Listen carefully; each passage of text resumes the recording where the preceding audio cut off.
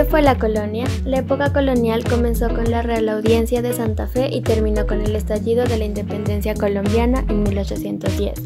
Esta etapa estuvo enmarcada por el afianzamiento de los españoles en América, así como por la explotación excesiva del oro y de la cultura indígena del continente. Se generó un sistema de explotación que podría caracterizarse como la economía extractiva. Fue un periodo en el que se dio un choque muy fuerte de culturas, lo que provocó la lucha por dos derechos que cada grupo consideraba eran suyos. La sociedad colonial era una sociedad dinámica, viva, que no se mantuvo al igual por 3 siglos. Los hechos más resaltantes de este periodo fueron los procesos de independencia por el descontexto social frente a las estructuras sociales y reformas borbónicas.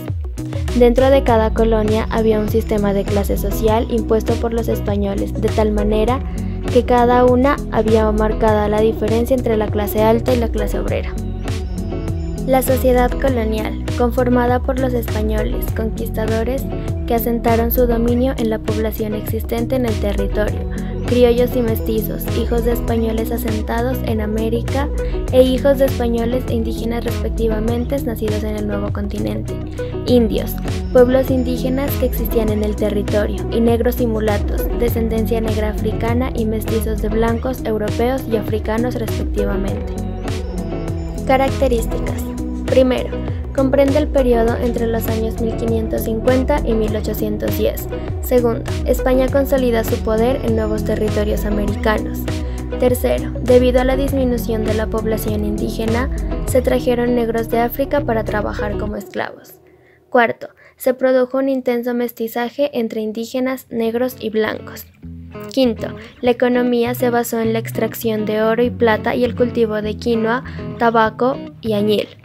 Sexto, se estableció el monopolio comercial, por la que todas las actividades de compra y venta de mercancías eran controladas por la corona. Séptimo, en 1824 se expidió otra ley que distribuyó las tierras baldías entre los indios que quisieran abandonar la vida errante y se redujeran a parroquias formales. Octavo, alguaciles mayores, los cuales tenían un cargo que tenía que ver con la administración de justicia y el funcionario debían velar por el orden público y como ayudante del corregidor debía investigar los delitos y detener a los delincuentes. Legislación en la colonia. Leyes de Indias.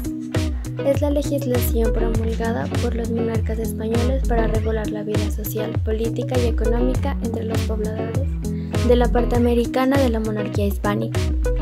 Isabel la Católica fue la primera persona que se preocupó por los derechos de los indios. La esclavitud fue abolida en España por la cédula en 3 puestos: antropofagia, prisioneros de guerra y venta. Abolición total por ley 13 de febrero de 1880. Esta determinó que los indios siguieran siendo los propietarios de las tierras con las que contaban antes de la colonización en 1500. Segundo, leyes de Burgos, sancionados el 27 de diciembre de 1512. Surgieron por la preocupación de la corona frente al trato hacia los indígenas denunciado por los padres dominicos. Constaban de 35 artículos: libertad de los indios, instrucción de la fe, obligación al trabajo, con horas de descanso, cosas propias, salario justo y contacto con los cristianos. Las leyes prohibieron los castigos hacia los indios y las mujeres embarazadas de 4 meses eran eximidas del trabajo. Tercero, las ordenanzas. Impulsaron la evangelización de los indios y sus catequesis, condenaron la bigamia y ordenaron la construcción de sus cosas junto a la de los españoles.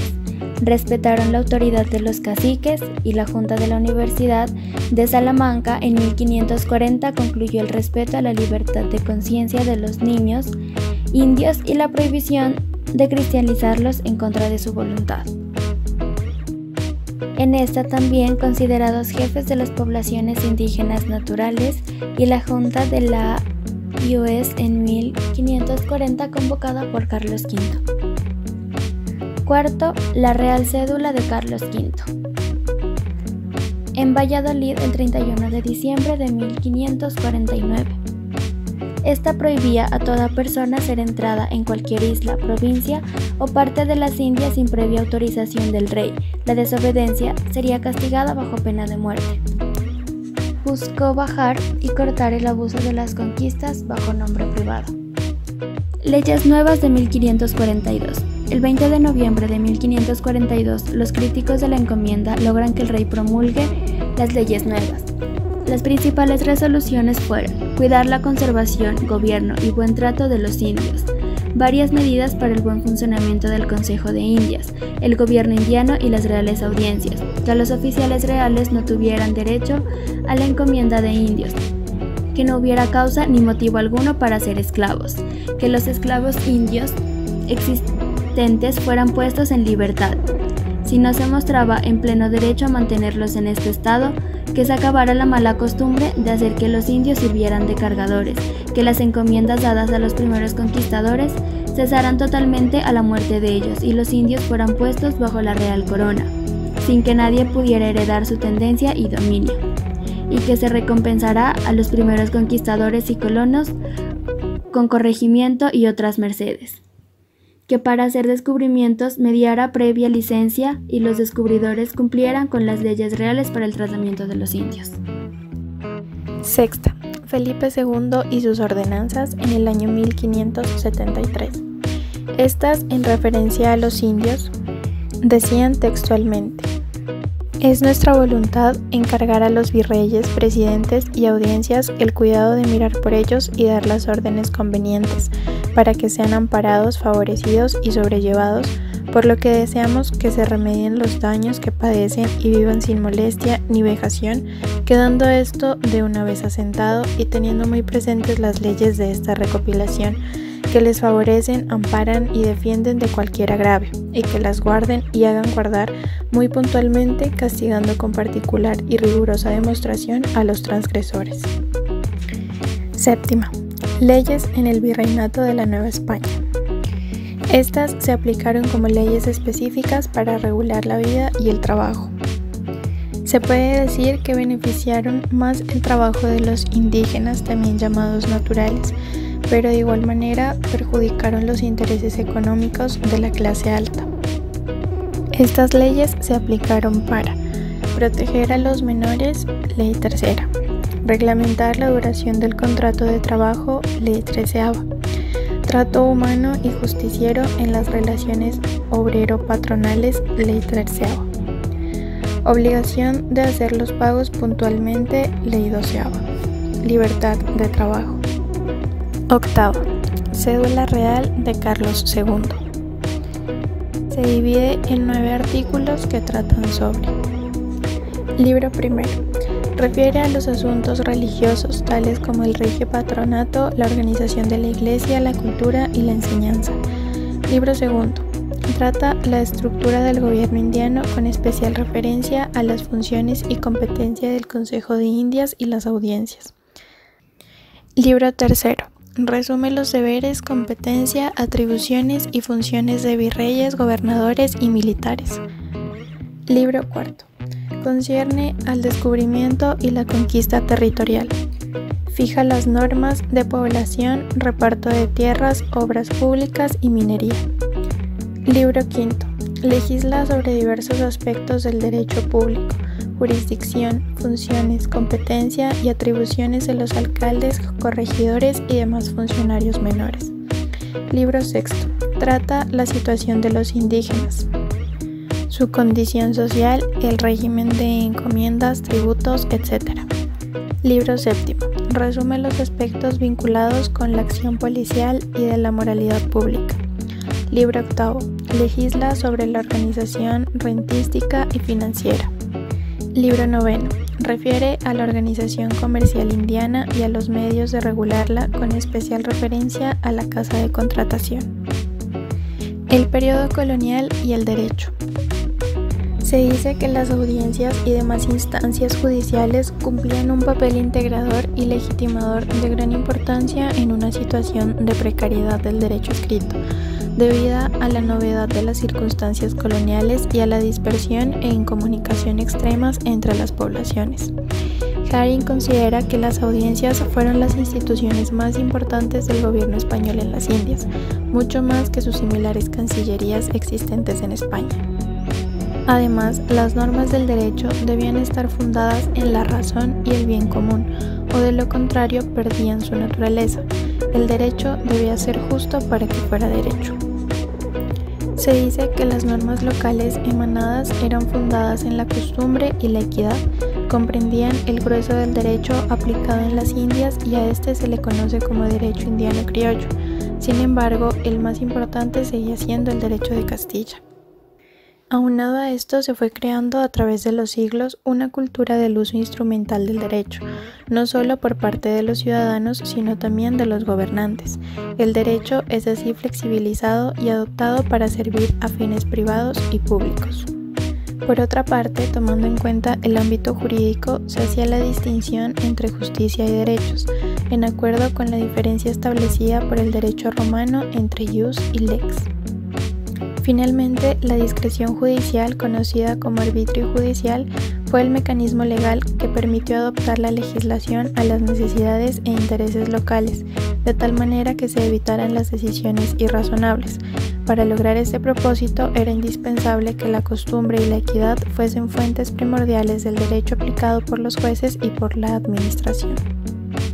Influencia de la colonia en el derecho colombiano. Como primer aspecto, el derecho público colombiano en los siglos XIX y XX fue la de civilización de aborígenes, ya que esta materia fue heredada directa de la policía colonial. Segundo, a partir de la Constitución de 1843, el país empezó a regular el tema del manejo de los aborígenes en las zonas de frontera. Tercero, la Real Audiencia de Santa Fe de Bogotá, creada en 1550, fue audiencia y cancillería, evolucionando esta última hasta convertirse en una especie de Corte Suprema de Justicia. Cuarto, el derecho colombiano tiene origen a partir de leyes elaboradas en tiempos de la colonia por los españoles que conquistaron este nuevo territorio.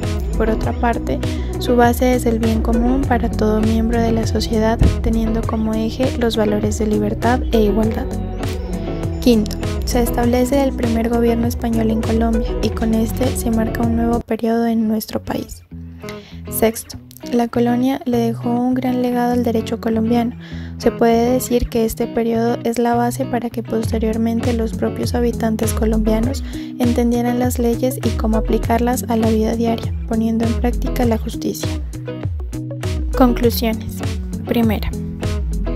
La historia del derecho es uno de los instrumentos de expansión cultural y construcción de una comunidad. Gracias a que ésta se deriva de la exaltación de un pasado común, como se puede ejemplificar en la legislación de la colonia. Segunda, el mecanismo de la justicia de Indias justifica la abundancia de los jueces y la diversidad de los motivos varios que iban apareciendo en el escenario americano. Así se determinaba una nueva clasificación de los tribunales que actuarían en América durante la época de la colonia. Tercera, la sociedad colonial estaba fundada en una concepción orgánica y católica, en la cual poca cabida tenían las nociones de individuo o de derechos. Dicha concepción favorecía las relaciones jerárquicas, las prerrogativas y el poder. Fondo de la autoridad habían corporaciones que detentaban lo esencial del poder político, moral y económico. Cuarta, a partir del pensamiento colonial imperante en España e Hispanoamérica en la primera mitad del siglo XX, se creó una ideología que legitimó la conquista y la cristianización por la fuerza que impusieron los españoles en el Nuevo Mundo. Esta legitimación se produjo con la invención del llamado derecho indiano, como disciplina escolar, instrumento discursivo por medio del cual se buscaba exaltar las bondades del legado hispánico, del que tenía como lo más destacable la conservación del cristianismo en los pueblos aborígenes y posterior conversión a este. Quinta, después de dominar el pueblo indígena, la colonia española impone su propio sistema social, económico, cultural y político. Sexta, a pesar de la desigualdad social y política y la imposición del poder a la fuerza, se considera que el periodo colonial favoreció la apropiación por parte de los habitantes de conceptos importantes como derecho y leyes para generar justicia.